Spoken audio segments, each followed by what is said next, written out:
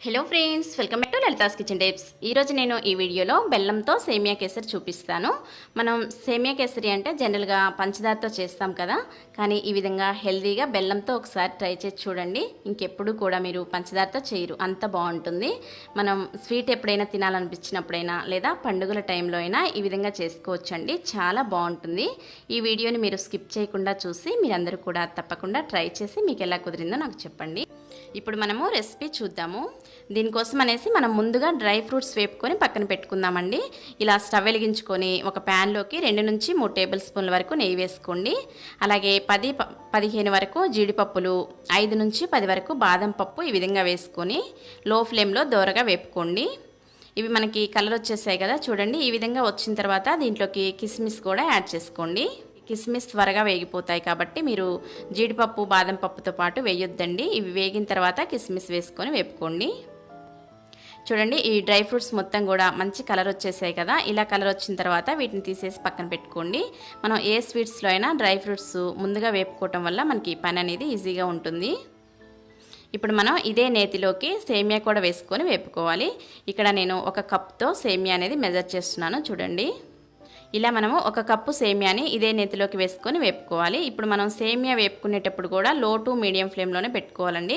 మీరు తక్కువ మంట మీద వేపుకుంటేనే సేమియా మంచిగా దోరగా వేగేసి మనకి మంచి కలర్ వస్తాయి, లేకపోతే మాడిపోయినట్లుగా అవుతాయి. ఈ విధంగా మనకి సేమియా వేగుతూ ఉన్నప్పుడు మరొక స్టవ్ మీద ఒక గిన్నెలోకి నీళ్లు తీసుకొని వేడి చేసుకోవాలి.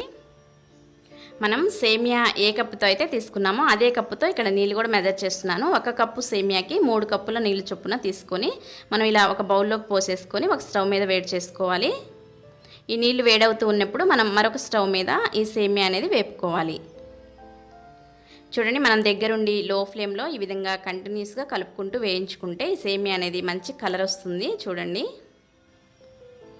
ఈ విధంగా కలర్ వచ్చేసిన తర్వాత మనకి నీళ్లు వేడై ఉంటాయి కదా, ఆ వేడైన నీళ్ళని సేమియాలోకి పోసుకోవాలి.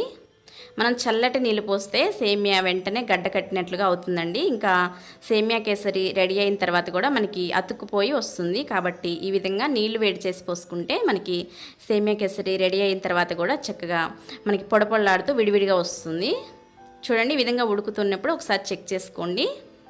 ఇలా మనకి 90% కుక్ అవ్వాలండి. ఇలా కుక్ అయిన తర్వాత మాత్రమే మనం ఇందులోకి బెల్లం వేసుకోవాలి. బెల్లము 1/2 కప్పు నుంచి కప్పు వరకు, అంటే మీ టేస్ట్ని బట్టి మీరు వేసుకోండి. 3/4 కప్పు వేసుకుంటే మనకి కరెక్ట్గా సరిపోతుంది, కానీ మీ టేస్ట్ని బట్టి కప్పు వరకైనా వేసుకోవచ్చు. ఇలా మనము బెల్లం వేసిన తర్వాత ఈ విధంగా బెల్లం అంతా కరిగిపోయి ఇదంతా కూడా దగ్గర పడుతూ ఉంటుంది. ఇలా కలుపుకుంటూ ఉండండి. ఇలా 1-2 నిమిషాలు కలిపినట్లయితే చూడండి కన్సిస్టెన్సీ అనేది మనకి ఈ విధంగా వస్తుంది.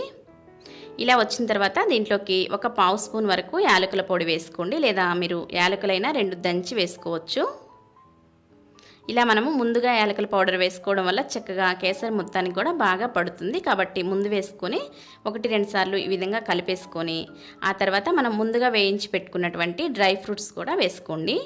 మరీ గట్టిగా అయ్యే వరకు ఉండొద్దండి. ఇలా ఉన్నప్పుడే మనం స్టవ్ ఆఫ్ చేసుకొని ఇవి జీడిపప్పు ఇవన్నీ వేసేసుకొని సర్వ్ చేసుకోవడమే. దీంట్లోకి 1-2 టేబుల్ స్పూన్లు నెయ్యి కూడా వేసుకోండి, చివర్లో బాగుంటుంది.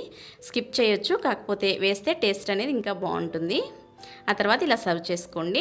మన ఛానల్లో మీరు ఫస్ట్ టైం కనుక వీడియో చూస్తుంటే ఇంకా ఎవరైనా సబ్స్క్రైబ్ చేసుకొని ఉండకపోతే సబ్స్క్రైబ్ చేసుకొని వెంటనే వచ్చే బెల్ ఐకాన్ని ట్యాప్ చేయండి. మరి ఈ వీడియో మీకు నచ్చినట్లయితే లైక్ చేసి అలాగే షేర్ కూడా చేయండి. Thank you for watching my videos. Have a nice day. Bye.